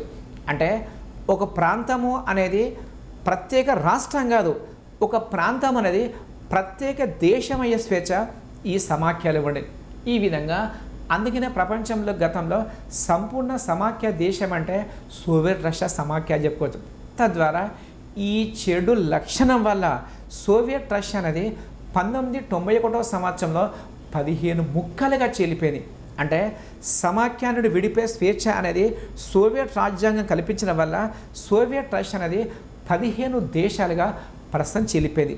అంటే గతంలో సోవియట్ రష్యాను యుఎస్ఎస్ఆర్ అనేవారు, అంటే సోవియట్ రష్యా అనేవారు. కానీ 1991వ సంవత్సరంలో 15 దేశాలుగా చీలిపోయింది. అవి రష్యా దేశము, కజకిస్తాన్ దేశము, ఉజ్బెకిస్తాన్ దేశము, బెలారస్ దేశము, లాట్వియా దేశము, లిథువేనియా దేశము, ఇస్తోనియా దేశం. ఈ విధంగా మొత్తము 15 దేశాలుగా చీలిపోయింది. అదేవిధంగా యుగోస్లావియా అనే దేశము 6 ముక్కలుగా చీలిపోయింది. బోస్నియా దేశము, హెర్జగోవినా దేశము, సరజే దేశం. అదేవిధంగా చెకోస్లోవేకియా దేశము 2 ముక్కలుగా చీలిపోయింది. ఒకటోది చెక్ దేశంగా అవతరించింది, రెండోది స్లోవేకియా దేశంగా అవతరించింది. అంటే ఈ 3 సమాఖ్య దేశాల్లో ప్రత్యేకంగా సమాఖ్య నుండి విడిపోయే స్వేచ్ఛ వల్ల ఆ దేశం పూర్తిగా విచ్ఛిన్నమైంది. ఈ విధంగా ఈ లక్షణం అనేది భారత రాజ్యాంగ పరిషత్ సభ్యులు పూర్తిగా విస్మరించదు. అంటే అమెరికా దేశంలో ఉన్న కొన్ని లక్షణాలు మనం వదిలిపెట్టినాం, తర్వాత రష్యా సమాఖ్యలో ఉన్న కొన్ని లక్షణాలు మనం విస్మరించేసి ఒక విశిష్ట సమాఖ్య వ్యవస్థపై, ఇవన్నీ భారత సమాఖ్య యొక్క విశిష్ట లక్షణంగా చెప్పుకోవచ్చు. అదేవిధంగా భారతదేశంలో ముఖ్యంగా ఏక కేంద్ర లక్షణాలు డిస్కస్ చేసుకుంటాం. అంటే మీ టాపిక్లో కేవలం సమాఖ్య విశిష్ట లక్షణాలు అని ఉంది, కానీ సమాఖ్య లక్షణాలతో పాటు ఏకకేంద్ర లక్షణాలు కూడా తప్పకుండా చర్చించాలి. ప్రస్తుతము ఏకకేంద్ర లక్షణాలను మనం డిస్కస్ చేసుకున్నాం. ఒకటోది ఏక రాజ్యాంగము, అంటే భారతదేశంలో కేవలము ఒకే రాజ్యాంగం ఉంది, అది దేశాన్ని మొత్తం వర్తిస్తుంది. ఇంతకుముందు చెప్పినట్టు జమ్మూ కాశ్మీర్ రాష్ట్రం తప్ప భారతదేశం కేవలము ఒకే రాజ్యాంగం ఉంటుంది, అది దేశాన్ని మొత్తం వర్తిస్తుంది. ఇది ఫస్ట్ లక్ష్యంగా చెప్పుకోవచ్చు. రెండవది ఏక పౌరసత్వం అంటారు, దీన్నే సింగిల్ సిటిజన్షిప్గా చెప్పుకోవచ్చు. ఇంతకుముందు డిస్కస్ చేసుకున్నట్టు అంటే జమ్మూ కాశ్మీర్ రాష్ట్రం తప్ప భారతదేశంలో ప్రతి రాష్ట్రంలో వ్యక్తికి ఒకే పౌరసత్వం వస్తుంది, దాన్నే ఏక పౌరసత్వంగా చెప్పుకోవచ్చు. కానీ ప్రపంచంలో కొన్ని సమాఖ్య దేశాల్లో ద్వంద్వ పౌరసత్వం ఉంది, అంటే అమెరికా దేశంలో ద్వంద్వ పౌరసత్వం ఉంది, స్విట్జర్లాండ్ దేశం ద్వంద్వ పౌరసత్వం, తర్వాత ఆస్ట్రేలియా దేశంలో ద్వంద్వ పౌరసత్వం ఉంది. కానీ భారతదేశంలో ఆ విధంగా కాకుండా ఏక పౌరసత్వం అనే విధానాన్ని ఇంగ్లాండ్ రాజ్యాంగం నుండి మనం స్వీకరించాం. మూడవది ఏకీకృత న్యాయ వ్యవస్థ, దీన్నే ఇంటిగ్రేటెడ్ జ్యుడిషియరీగా చెప్పుకోవచ్చు. ఇంతకుముందు డిస్కస్ చేసుకున్నాం. అంటే పై స్థాయిలో సుప్రీంకోర్టు ఉంటుంది, దాని కింద హైకోర్టు ఉంటుంది. ఈ విధంగా మొత్తము భారతదేశంలో న్యాయ వ్యవస్థ హియరార్కీ సిస్టంలో పూర్తిగా నిర్మించబడుతుంది. అంటే ఒక కోర్టు పై స్థాయిలో మరో కోర్టు పనిచేస్తుంది, సుప్రీంకోర్టు దేశానికి అత్యున్నత కోర్టుగా చెప్పుకోవచ్చు. ఈ విధంగా ఏకీకృత న్యాయ వ్యవస్థ అనేది భారత రాజ్యాంగంలో పేర్కొన్న ఏకకేంద్ర లక్షణాల్లో అంతర్భాగంగా చెప్పుకోవచ్చు. నాలుగవది కేంద్రానికి ఎక్కువ అధికారం కల్పించదు, అంటే భారత రాజ్యాంగం ప్రకారము కేంద్ర రాష్ట్రాల మధ్య అధికారం అనేదాన్ని స్పష్టంగా విభజించరు. అంటే కేంద్ర అధికారం ఏంటిది, రాష్ట్ర అధికారం ఏంటిది, కానీ నిగూఢంగా పరిశీలిస్తే కేంద్రానికి ఎక్కువ అధికారం కల్పించబడ్డది. అంటే 7వ షెడ్యూల్లో ముఖ్యంగా 3 జాబితాలు ఉన్నాయి, అవి కేంద్ర జాబితా, దీన్ని యూనియన్ లిస్ట్ అంటారు. ఇందులో ప్రారంభంలో 97 అంశాలు ఉంటే ప్రస్తుతం 100 అంశాలు ఉన్నాయి. రెండవది రాష్ట్ర జాబితా అంటారు, దీన్నే స్టేట్ లిస్ట్గా చెప్పుకోవచ్చు. ఇందులో ప్రారంభంలో 66 అంశాలు ఉంటే ప్రస్తుతము 61 అంశాలు ఉన్నాయి. తర్వాత ఉమ్మడి జాబితా అంటారు, దీన్నే కాంకరెంట్ లిస్ట్గా చెప్పుకోవచ్చు. ఇందులో ప్రారంభంలో 47 అంశాలు ఉంటే ప్రస్తుతము 52 అంశాలు. అంటే కేంద్ర జాబితా 100 అంశాలు ఉన్నాయి, రాష్ట్ర జాబితా 61 అంశాలు ఉన్నాయి, ఉమ్మడి జాబితా 52 ఉన్నాయి. అంటే నిగూఢంగా పరిశీలిస్తే మాత్రము కేంద్ర ప్రభుత్వం అనేదానికి అధికారం ఎక్కువ కల్పించరు. ఈ విధంగా కేంద్రానికి ఎక్కువ అధికారం అనేది భారత రాజ్యాంగంలో పేర్కొన్న ఏక కేంద్ర లక్షణంగా చెప్పుకోవచ్చు. తర్వాత 5వ లక్షణం చేసుకుంటే దీన్నే అవశిష్ట అధికారం అంటారు, దీన్నే రెసిడ్యువల్ పవర్స్గా చెప్పుకోవచ్చు. అంటే 3 జాబితాల్లో లేని అంశము ఒకవేళ ఫ్యూచర్లో చట్టం చేయాలనుకోండి, దాన్నే అవశిష్ట అధికారంగా చెప్పుకోవచ్చు. అంటే కేంద్ర జాబితాలో లేదు, రాష్ట్ర జాబితా లేదు, ఉమ్మడి జాబితా లేదనుకోండి, దానిని అవశిష్ట అధికారంగా చెప్పుకోవచ్చు. ఈ విధంగా అవశిష్ట అధికారం మీద చట్టం చేసే అధికారము కేంద్ర ప్రభుత్వానికి ఉంది. ఇది భారత రాజ్యాంగంలో పేర్కొన్న ఏకకేంద్ర లక్షణంగా చెప్పుకోవచ్చు. తర్వాత 6వ లక్షణం తీసుకుంటే ఎగువ సభలో అసమాన ప్రాతినిధ్యం ఉంది. అంటే భారతదేశంలో ఎగువ సభను రాజ్యసభ అంటారు. ముఖ్యంగా రాజ్యసభ అనేది రాష్ట్రాల సభగా చెప్పుకోవచ్చు. ముఖ్యంగా భారతదేశంలో రాజ్యసభలో జనాభా ప్రకారము ఒక్కొక్క రాష్ట్రానికి సీట్లు కేటాయించబడ్డది. అంటే జనాభా ప్రకారం మాత్రమే సీట్ల అలొకేషన్ జరిగింది. ఈ విధంగా ఉత్తరప్రదేశ్ రాష్ట్రంలో మాత్రము 31 మంది రాజ్యసభ సభ్యులు ఉంటే మహారాష్ట్ర నుండి 19 మంది సభ్యులు ఉన్నారు, తమిళనాడు నుండి 18 మంది సభ్యులు ఉన్నారు. అంటే ముఖ్యంగా ఏంటంటే ఎక్కువ జనాభా ఉంటే మాత్రము ఎక్కువ మంది సభ్యులు ఉంటారు.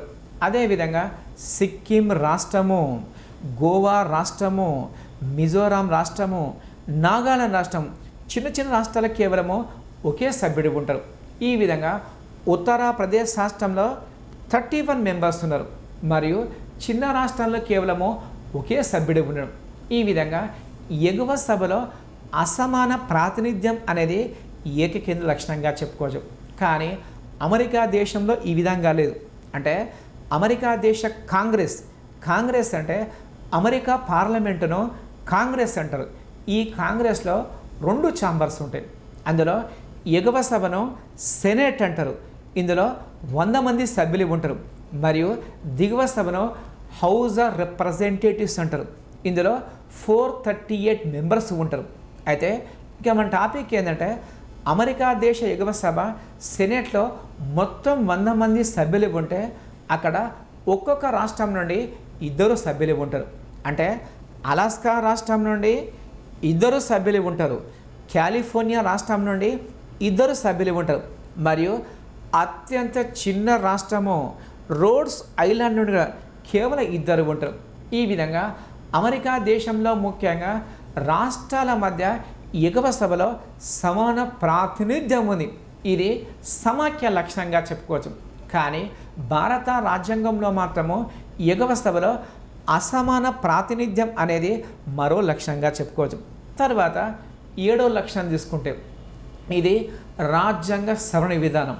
అంటే భారతదేశంలో రాజ్యాంగాన్ని కొన్ని అంశాలు సవరించడంలో రాష్ట్రాలకు అధికారం ఉంది. కానీ రాజ్యాంగాన్ని సవరించడానికి బిల్లు ప్రవేశపెట్టే అధికారం కేవలము కేంద్ర ప్రభుత్వానికి మాత్రమే ఉంది. అంటే పార్లమెంట్లో బిల్లు ప్రవేశపెడితే మాత్రమే కొన్నిట్లో రాష్ట్రాలకు హక్కులు కల్పిస్తారు. అంటే రాజ్యాంగాన్ని సవరించడంలో కేంద్ర ప్రభుత్వానికే ఆధిపత్యం కల్పించబడేది. ఇది భారత రాజ్యాంగంలో పేర్కొన్న ఏకకేంద్ర లక్షణంగా చెప్పుకోవచ్చు. తర్వాత 8వ లక్షణాన్ని తీసుకుంటే అత్యవసర పరిస్థితి అంటారు. దీన్నే ఎమర్జెన్సీ పవర్స్గా చెప్పుకోవచ్చు.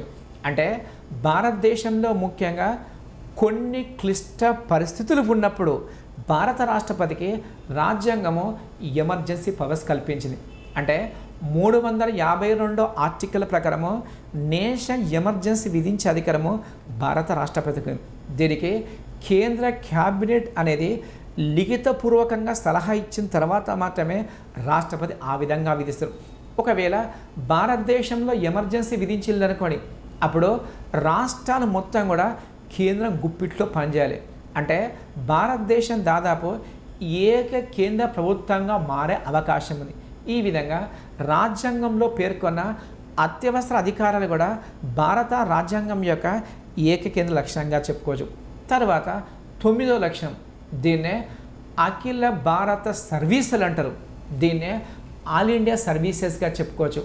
ముఖ్యంగా భారత రాజ్యాంగంలో 312 ఆర్టికల్ ప్రకారం ప్రస్తుతము 3 అఖిల భారత సర్వీసులు ఉన్నాయి. అది ఐఏఎస్, దీన్ని ఇండియన్ అడ్మినిస్ట్రేటివ్ సర్వీస్ అంటారు. 2 ఐపీఎస్, దీన్ని ఇండియన్ పోలీస్ సర్వీస్ అంటారు. 3 ఐఎఫ్ఎస్, దీన్ని ఇండియన్ ఫారెస్ట్ సర్వీస్గా చెప్పుకోవచ్చు. ఈ విధంగా అఖిల భారత సర్వీస్ ఉద్యోగులు అనేవాళ్ళు కామన్గా యూపీఎస్సి అనేది ఎగ్జామ్ ద్వారా సెలెక్ట్ చేస్తుంది. కానీ వీళ్ళు నియమించేది మాత్రము భారత రాష్ట్రపతి నియమిస్తాడు. వీళ్ళు వాస్తవానికి కేంద్ర ప్రభుత్వ ఉద్యోగులు, కానీ రాష్ట్రాల్లో పనిచేస్తూ రాష్ట్ర చట్టాలు అమలు చేస్తారు. ఈ విధంగా ఆల్ ఇండియా సర్వీసెస్ అనేది భారత రాజ్యాంగం యొక్క మరో ఏకకేంద్ర లక్షణంగా చెప్పుకోవచ్చు. తర్వాత లాస్ట్ ఫీచర్ తీసుకుంటే 10 రాజ్యాంగబద్ధ సంస్థలు, దీన్నే కాన్స్టిట్యూషన్ బాడీస్గా చెప్పుకోవచ్చు. ముఖ్యంగా భారత రాజ్యాంగంలో ప్రత్యేకంగా కొన్ని రాజ్యాంగబద్ధ సంస్థలు ఉన్నాయి. అంటే జాతీయ స్థాయిలో సంస్థలు అనేది రాష్ట్ర స్థాయిలో పనిచేస్తాయి.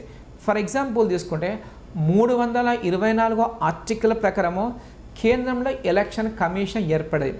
ఎలక్షన్ కమిషన్ అనేది రాష్ట్రానికి సంబంధించి కూడా విధులు నిర్వర్తిస్తుంది.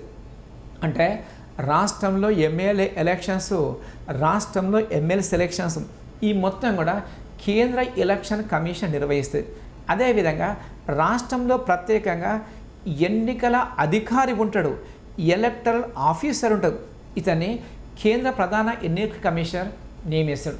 ఈ విధంగా ఎలక్షన్ కమిషన్ అనేది భారతదేశంలో ఏకకేంద్ర లక్షణ ఉదాహరణగా చెప్పుకోవచ్చు. తర్వాత 145 ఆర్టికల్ ప్రకారము కేంద్రంలో కంట్రోలర్ అండ్ ఆడిటర్ జనరల్, ఇతన్నే ఖాగ్గా చెప్పుకోవచ్చు. అంటే కేంద్ర రాష్ట్ర ప్రభుత్వాల యొక్క ఖాతాలు తనిఖీ చేయడానికి కాగు వ్యవస్థ ఏర్పాటు చేశారు. ఈ విధంగా ప్రత్యేకంగా మనకు అఖిల ఎలక్షన్ కమిషన్ కానీ లేదా కాగు వ్యవస్థ కానీ మరియు యూనియన్ పబ్లిక్ సర్వీస్ కమిషన్ కూడా కేంద్ర స్థాయిలో ఉండే రాజ్యాంగబద్ధ సంస్థలుగా చెప్పుకోవచ్చు. ఇవన్నీ భారత రాజ్యాంగంలో పేర్కొన్న ఏకకేంద్ర లక్షణంగా చెప్పుకోవచ్చు. ప్రస్తుతం దీన్ని డిస్కస్ చేస్తాం. అంటే భారత రాజ్యాంగంలో ముఖ్యంగా సమాఖ్య లక్షణాలు ఉన్నాయి. ఏకకేంద్ర లక్షణాలని అంటే రెండిటి సమ్మేళనంగా చెప్పుకోవచ్చు. తద్వారా భారత సమాఖ్య వ్యవస్థ అనేది సంపూర్ణ సమాఖ్య దేశం కాదు. అంటే ఏకకేంద్ర లక్షణాలు ఉన్నాయి, సమాఖ్య లక్షణాలు, దీన్ని విశిష్ట సమాఖ్య వ్యవస్థగా చెప్పుకోవచ్చు. ముఖ్యంగా 1950వ సంవత్సరంలో రాజ్యాంగం తయారు చేసేటప్పుడు భారతదేశం యొక్క ఉన్న పరిస్థితి దృష్ట్యా ఈ విధంగా విశిష్ట సమాఖ్య వ్యవస్థను భారతదేశంలో ఏర్పాటు చేశారు. ఇక్కడ మీకు ఎగ్జామ్లో కొన్ని బిట్టు వస్తాయి. అంటే భారత సమాఖ్య వ్యవస్థ సంబంధించి కొన్ని కామెంట్స్ ఉన్నాయి, కొన్ని వ్యాఖ్యానాలు గతంలో ఎగ్జామ్లో వచ్చింది, వాటిని డిస్కస్ చేస్తాం. ఫస్ట్, భారత సమాఖ్య అనేదాన్ని అర్ధ సమాఖ్యగా పేర్కొన్నవారు అని గతంలో బిట్టు వచ్చింది. దీని ఆన్సర్ కేసి వేర్. అంటే భారత రాజ్యాంగం మీద విస్తృతంగా పరిశోధన చేసిన వ్యక్తి కేసి వేర్ అనే వ్యక్తి భారత రాజ్యాంగాన్ని అర్ధ సమాఖ్యగా పేర్కొన్నారు. దీన్నే క్వాజీ ఫెడరేషన్గా చెప్పుకోవచ్చు. ఇది గతంలో చాలాసార్లు ఎగ్జామ్లో వచ్చింది. అదేవిధంగా ఇటీవల కొన్ని ఎగ్జామ్లో మరో బిట్టు కనబడుతుంది. దీనే భారత సమాఖ్య వ్యవస్థ అనేది సహకార సమాఖ్య అని చెప్పేసి, కోఆపరేషన్ ఫెడరేషన్ అని చెప్పేసి ఎవరు వ్యాఖ్యానించారని చెప్పేసి ఇటీవల బిట్ వస్తుంది. దీనికి గ్రాన్విన్ ఆస్టిన్ అనే వ్యక్తి భారత సమాఖ్య వ్యవస్థను సహకార సమాఖ్యగా పేర్కొన్నారు. ఈ విధంగా అర్ధ సమాఖ్యగా పేర్కొన్న వ్యక్తి కేసీ వేర్ మరియు సహకార సమాఖ్యగా పేర్కొన్న వ్యక్తి గ్రాన్విన్ ఆస్టిన్గా చెప్పుకోవచ్చు. అదేవిధంగా మ్యారిస్ జోన్స్ అనే వ్యక్తి భారత సమాఖ్య వ్యవస్థను బేరమాడే సమాఖ్యగా పేర్కొనడం. దీన్నే బార్గెనింగ్ ఫెడరేషన్గా చెప్పుకోవచ్చు. అంటే కొన్ని విషయాల్లో ముఖ్యంగా కేంద్రం దగ్గర రాష్ట్రాలు పూర్తిగా బార్గెనింగ్ చేస్తాయి. అంటే మరిన్ని నిధుల కొరకు కానీ లేదా ప్రత్యేక హోదా గుర్తింపు కొరకు రాష్ట్రాలు కేంద్రం దగ్గర బార్గెనింగ్ చేస్తాయి. అందుకనే మ్యారిస్ జోన్స్ అనే వ్యక్తి భారత సమాఖ్య వ్యవస్థను బేరమాడే సమాఖ్యగా పేర్కొన్నాడు. ఇది మరో కామెంట్గా చెప్పుకోవచ్చు. తర్వాత కే సంతానం అనే వ్యక్తి భారత సమాఖ్య వ్యవస్థను అత్యున్నత సమాఖ్య వ్యవస్థగా పేర్కొనడం. దీన్నే సుప్రీం ఫెడరేషన్ అని చెప్పేసి కే సంతానం వ్యాఖ్యానించడం. ఇది మరో అంశంగా చెప్పుకోవచ్చు. తర్వాత పాల్ ఆపిల్ బి అనే పాలనావేత్త అనే వ్యక్తి భారత సమాఖ్య వ్యవస్థను తీవ్రమైన సమాఖ్యగా వ్యాఖ్యానించడం. అంటే ఎక్స్ట్రీమ్ ఫెడరేషన్ చెప్పేసి పాల్ ఆపిల్ బి కామెంట్ చేసాడు. ఇది మరో కామెంట్గా చెప్పుకోవచ్చు. అదేవిధంగా మోస్ట్ ఇంపార్టెంట్ ఏంటంటే భారత రాజ్యాంగ పితామహుడు భీమ్రావ్ అంబేద్కర్ భారత సమాఖ్యను ప్రత్యేకంగా వ్యాఖ్యానించడు. అంటే భారత సమాఖ్య వ్యవస్థ అనేది అవసరానికి అనుగుణంగా మారే సమాఖ్య అని చెప్పాడు. అంటే కన్వీనియంట్ ఫెడరేషన్ అని చెప్పేసి అంబేద్కర్ వ్యాఖ్యానించడం. అంటే మామూలు సందర్భంలో మాత్రము భారతదేశం సమాఖ్యగా ఉంటుంది. అదేవిధంగా కొన్ని క్లిష్ట పరిస్థితుల్లో మాత్రము భారత సమాఖ్య వ్యవస్థ అనేది ఏకకేంద్ర ప్రభుత్వంగా మారుతుంది. అవసరానికి అనుగుణంగా మారే సమాఖ్య అని చెప్పేసి అంబేద్కర్ కామెంట్ చేశారు. ఈ విధంగా ఈ 5-6 కామెంట్స్లో ఒక కామెంట్ మాత్రము ఎగ్జామ్లో తప్పకుండా వచ్చే అవకాశం ఉంది. ఇది భారత సమాఖ్య యొక్క ముఖ్య లక్షణాలుగా చెప్పుకోవచ్చు. ఇందులో ముఖ్యంగా సెకండ్ టాపిక్ ఉంది. అంటే ఫస్ట్ టాపిక్ మాత్రము భారత సమాఖ్య విశిష్ట లక్షణాలు ఉంది. దీన్ని మనం డిస్కస్ చేసుకున్నాం. ఇందులో రెండో టాపిక్ తీసుకుంటే కేంద్ర రాష్ట్ర సంబంధాల గురించి ఉంది. అంటే భారతదేశంలో ముఖ్యంగా పాక్షిక సమాఖ్య వ్యవస్థ ఏర్పాటు చేసినప్పటికీ ఇందులో కేంద్రము రాష్ట్రాల మధ్య సంబంధాల గురించి ప్రత్యేకంగా టాపిక్ ఉంది. ఇందులో ముఖ్యంగా మీ సిలబస్లో మాత్రం కేవలము 2 సంబంధాలు ఉంది. అంటే శాసన సంబంధాలు ఉంది మరియు పరిపాలనా సంబంధాలు ఉంది. కానీ భారత రాజ్యాంగం ప్రకారము కేంద్ర రాష్ట్రాల సంబంధాలను మూడు రకాలుగా డివైడ్ చేయొచ్చు. అవి శాసన సంబంధాలు, దీన్నే లెజిస్లేటివ్ రిలేషన్స్ అంటారు. దీని గురించి భారత రాజ్యాంగంలో ముఖ్యంగా 11వ భాగంలో 245 ఆర్టికల్ నుండి 255 ఆర్టికల్ వరకు ఉంది. అంటే శాసన సంబంధాలు అనేది 11వ భాగంలో ఉంది మరియు 245 ఆర్టికల్ నుండి 255 ఆర్టికల్ వరకు శాసన సంబంధాలు, దీన్నే లెజిస్లేటివ్ రిలేషన్స్గా చెప్పుకోవచ్చు. అంటే శాసనాలు ఎవరు రూపొందించాలి, కేంద్రం ఏ శాసనం రూపొందించాలి, రాష్ట్రం ఏం రూపొందించాలి, ఇందులో ప్రత్యేకంగా ప్రస్తావించారు. రెండవది పరిపాలనా సంబంధాలు అంటారు. దీన్నే అడ్మినిస్ట్రేటివ్ రిలేషన్స్ అంటారు. ముఖ్యంగా భారత రాజ్యాంగంలో 11వ భాగంలో 256 ఆర్టికల్ నుండి 263 వరకు, అంటే 256 ఆర్టికల్ నుండి 263 ఆర్టికల్ వరకు పరిపాలనా సంబంధం, అంటే కేంద్ర రాష్ట్రాలు రాజ్యాంగ పరిధిలో దేశాన్ని ఏ విధంగా పరిపాలించాలో ప్రత్యేకంగా ప్రస్తావించరు. ఇది రెండో అంశంగా చెప్పుకోవచ్చు. మూడోది ఆర్థిక సంబంధాలు అంటారు. దీన్నే ఫైనాన్షియల్ రిలేషన్స్గా చెప్పుకోవచ్చు. అంటే కేంద్రము రాష్ట్రాల మధ్య ఆర్థిక వనరు అనేది ఏ విధంగా విభజించాలో ఆర్థిక సంబంధాలు చెప్తారు. దీని గురించి భారత రాజ్యాంగంలో 12వ భాగంలో ఆర్టికల్ 264 నుండి ఆర్టికల్ 300A వరకు దీన్ని పొందుపరిచారు. అంటే భాగము 12వ భాగం మరియు 264 ఆర్టికల్ నుండి 300 ఆర్టికల్ A వరకు దీన్ని పొందుపరిచారు. ఈ విధంగా రాజ్యాంగం ప్రకారం మాత్రము కేంద్ర రాష్ట్ర సంబంధాలను 3 రకాలుగా డివైడ్ చేశారు. ముఖ్యంగా ఇటీవల కొన్ని ఎగ్జామ్లో బిట్టు వచ్చింది. అంటే భారత రాజ్యాంగం ప్రకారము కేంద్ర రాష్ట్రాల మధ్య ఈ క్రింది సంబంధాలు విభజించబడలేదని చెప్పేసి ఎగ్జామ్లో బిట్టు వచ్చారు. అంటే కేంద్ర రాష్ట్రాల మధ్య ఏ సంబంధాలు డివైడ్ చేయలేదని చెప్పేసి ఎగ్జామ్లో బిట్టు వచ్చింది. అక్కడ శాసన సంబంధాలు, బి పరిపాలనా సంబంధాలు, సి ఆర్థిక సంబంధాలు, డి న్యాయ సంబంధాలు ఆన్సర్ ఇచ్చాడు. అందులో ఆన్సర్ మాత్రం న్యాయ సంబంధాలు.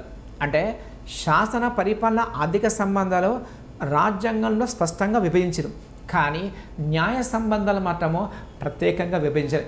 ఈ విధంగా కొన్ని ఎగ్జామ్స్ ఈ విధంగా వచ్చే అవకాశం. ప్రస్తుతము శాసన సంబంధాలు డిస్కస్ చేసుకుంటాం. అంటే కేంద్ర రాష్ట్రాల మధ్య శాసన సంబంధాలు అనేది ఏ విధంగా విభజించాలో ప్రస్తుతం డిస్కస్ చేస్తాం. అంటే శాసనాలు కేంద్ర ప్రభుత్వం చేయాలా, శాసనాలు రాష్ట్ర ప్రభుత్వం చేయాలా, ఏ ప్రభుత్వం ఏ శాసనాలు చేయాలో ప్రత్యేకంగా ప్రస్తావించరు.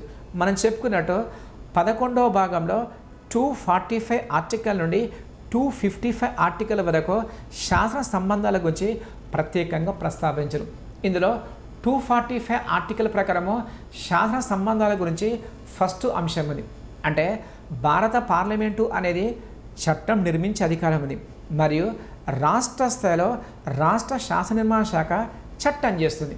అంటే కేంద్రం చట్టం చేయవచ్చు, రాష్ట్రం చట్టం చేస్తుంది. అయితే పార్లమెంట్ చట్టం చేసింది అనుకోండి, అది భారతదేశం మొత్తం వర్తిస్తుంది మరియు విదేశాల్లో ఉన్న భారతీయులే కూడా పార్లమెంట్ చేసే చట్టం వస్తుంది. దీన్నే సీమాంతేతర శాసనంగా చెప్పుకోవచ్చు. దీన్నే ఎక్స్ట్రా టెరిటోరియల్ లెజిస్లేషన్ అంటారు. అంటే భారతదేశంలో పార్లమెంటు చేసిన చట్టాలు భారతదేశం మొత్తమే కాకుండా విదేశాల్లో ఉన్న భారతీయులు కూడా ఈ చట్టం వర్తిస్తుంది. ఇది 245 ఆర్టికల్లో ప్రత్యేకంగా ప్రస్తావించదు. అదేవిధంగా రాష్ట్రం చేసిన చట్టం కేవలము రాష్ట్రాన్ని మాత్రం వర్తిస్తుంది. అంటే రాష్ట్ర శాసన నిర్మాణ శాఖ రాష్ట్ర పరిధి వస్తుంది. ఈ విధంగా రాష్ట్ర శాసన నిర్మాణ శాఖకు సీమాంతర శాసనాలు చేసే అధికారము రాష్ట్ర ప్రభుత్వం లేదు. అదేవిధంగా భారతదేశంలో పార్లమెంటు కొన్ని చట్టాలు చేసింది అనుకోండి, ఆ చట్టాలు కేంద్ర పాలిత ప్రాంతాలు అయిన అంటే అండమాన్ నికోబార్ కానీ, లక్షద్వీప్ కానీ, దాద్రా నగర్ హవేలీ లాంటి కేంద్రపాలిత ప్రాంతాలకు పార్లమెంట్ చట్టం వర్తించారు. ఎందుకంటే కేంద్రపాలిత ప్రాంతాలను భారత రాష్ట్రపతి ప్రత్యక్షంగా పరిపాలిస్తారు కనుక కేంద్ర శాసనాలు కొన్ని వీటికి వర్తించారు. ఇది మరో అంశంగా చెప్పుకోవచ్చు.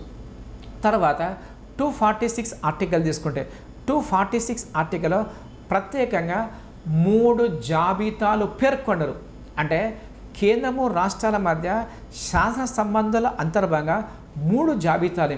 ఇందులో 7వ షెడ్యూల్లో అధికార విభజన గురించి ఉంది. మరియు 246 ఆర్టికల్లో అధికార విభజన అంతర్భాగంగా 3 జాబితాలు. అది ఫస్ట్ కేంద్ర జాబితా. దీన్నే యూనియన్ లిస్ట్ అంటారు. అంటే కేంద్ర జాబితాలో ఉన్న అంశాల మీద శాసనం చేసే అధికారము కేంద్ర ప్రభుత్వానికి ఉంటుంది. శాసనం మార్చే అధికారము, శాసనం రద్దు చేసే అధికారము, శాసన స్థాయి తగ్గించే అధికారం కేవలము కేంద్ర ప్రభుత్వానికి ఉంటుంది. దీన్నే కేంద్ర జాబితాగా చెప్పుకోవచ్చు. ఈ విధంగా కేంద్ర జాబితాలో ప్రారంభంలో 97 అంశాలు ఉండేది. ప్రస్తుతము 100 అంశాలు ఉన్నాయి. అంటే 100 అంశాల మీద చట్టం చేసే అధికారము కేంద్ర ప్రభుత్వానికి ఉంది. అవి కొన్ని తీసుకుంటే, ఒకటోది దేశ రక్షణ, 2 విదేశీ వ్యవహారాలు, 3 currency, 4 communication, 5 Reserve Bank of India, 6వది జనాభా లెక్కలు, 7వది ఐక్యరాజ్య సమితి. ఈ విధంగా జాతీయ స్థాయి అంశాలు కేంద్ర జాబితాలో ఉంటాయి. ఈ విధంగా 100 అంశాల మీద చట్టాలు చేసే అధికారము కేంద్ర ప్రభుత్వానికి ఉంటుంది. 2 రాష్ట్ర జాబితా అంటారు. దీన్నే స్టేట్ లిస్ట్గా చెప్పుకోవచ్చు. అంటే రాష్ట్ర జాబితాలోని అంశం మీద చట్టం చేసే అధికారం కేవలము రాష్ట్ర ప్రభుత్వానికి ఉంటుంది. అంటే రాష్ట్రమే చట్టం చేస్తుంది, రాష్ట్రమే చట్టం మారుస్తుంది, చట్టాన్ని రద్దు చేసే అధికారము రాష్ట్ర ప్రభుత్వానికి ఉంటుంది. ఈ విధంగా రాష్ట్ర జాబితాలో మాత్రము ప్రారంభంలో 66 అంశాలు ఉండేది. ప్రస్తుతము 61 అంశాలు ఉన్నాయి. అంటే ఒక 5 అంశాలు తీసేసి ఉమ్మడి జాబితాలో చేర్చదు. తద్వారా ప్రస్తుతం కేవలము 61 అంశాలు. ముఖ్యంగా రాష్ట్ర జాబితాలోని ఉన్న అంశాలు తీసుకుంటే, ఒకటోది శాంతి భద్రతలు, 2 నీటిపారుదల వ్యవస్థ, 3 పోలీస్ వ్యవస్థ, 4 స్థానిక పరిపాలన. ఇలాంటి రాష్ట్ర స్థాయి ముఖ్య అంశాలు రాష్ట్ర జాబితాలో ఉంటాయి. 3వది ఉమ్మడి జాబితా అంటారు. దీన్నే కాంకరెంట్ లిస్ట్గా చెప్పుకోవచ్చు. ఉమ్మడి జాబితాలో ముఖ్యంగా ప్రారంభంలో 47 అంశాలు ఉండేది. ప్రస్తుతము 52 అంశాలు ఉన్నాయి. అంటే రాష్ట్ర జాబితాలకు వెళ్ళి 5 అంశాలు తీసుకొచ్చి ఉమ్మడి జాబితాలు చేయొచ్చు. తద్వారా ఉమ్మడి జాబితాలో మాత్రము ప్రస్తుతం మొత్తము 52 అంశాలు. ఈ విధంగా ఉమ్మడి జాబితా మీద చట్టం చేసే అధికారము కేంద్ర రాష్ట్ర ప్రభుత్వం 2 ఉంటాయి. అంటే కేంద్ర ప్రభుత్వం చట్టం చేయొచ్చు, రాష్ట్ర ప్రభుత్వం చట్టం చేయొచ్చు. అదేవిధంగా ఉమ్మడి జాబితా అనే అంశాన్ని మనము ఆస్ట్రేలియా రాజ్యాంగం నుండి మనం స్వీకరించడం. ఈ బిట్ గతంలో వచ్చింది. అంటే ఉమ్మడి జాబితా అనే అంశాన్ని ఏ దేశ రాజ్యాంగం నుండి మనం స్వీకరించామంటే ఆస్ట్రేలియా దేశ రాజ్యాన్ని మనం స్వీకరించాం. అదేవిధంగా అవశిష్ట అధికారం ఉంటుంది 248 ఆర్టికల్ ప్రకారం. అంటే 246 ఆర్టికల్ ప్రకారం మాత్రము 3 జాబితాలే. తర్వాత 248 ఆర్టికల్లో మాత్రము అవశిష్ట అధికారం ఉంది. దీన్నే రెసిడ్యువల్ పవర్స్గా చెప్పుకోవచ్చు. అవశిష్ట అధికారం అనే అంశాన్ని మనము కెనడా రాజ్యం స్వీకరించడం. అంటే 3 జాబితాల్లో లేని అంశాల మీద ఫ్యూచర్లో కొత్తగా చట్టం చేయాలనుకోండి, దాన్ని అవశిష్ట అధికారంగా చెప్పుకోవచ్చు. ఈ విధంగా అవశిష్ట అధికారం మీద మాత్రము కేంద్ర ప్రభుత్వానికి అధికారం ఉంటుంది. అంటే 3 జాబితాల్లోని కొత్త అంశాల మీద కేవలము కేంద్ర ప్రభుత్వం చట్టం చేస్తాం. ఫర్ ఎగ్జాంపుల్ తీసుకుంటే వ్యయ పన్ను కానీ లేదా సంపద పన్ను కానీ ఇలాంటి 3 జాబితాలు, వీటి మీద చట్టం చేసే అధికారము కేంద్ర ప్రభుత్వానికి కూడా. ఇక్కడ గమనించవలసింది ఏంటంటే అమెరికా దేశంలో మాత్రము అవశిష్ట అధికారుల మీద రాష్ట్ర ప్రభుత్వానికి అధికారం ఉంటుంది. కానీ భారతదేశంలో అవశిష్ట అధికారం మీద కేవలము కేంద్ర ప్రభుత్వానికి అధికారం ఉంటుంది. ఈ విధంగా భారత రాజ్యాంగంలో శాసన నిర్మాణం సంబంధించి అధికారాలు అనేదాన్ని ప్రత్యేకంగా విభజించరు. ఇది శాసన సంబంధాల్లో అంతర్భాగంగా చెప్పుకోవచ్చు.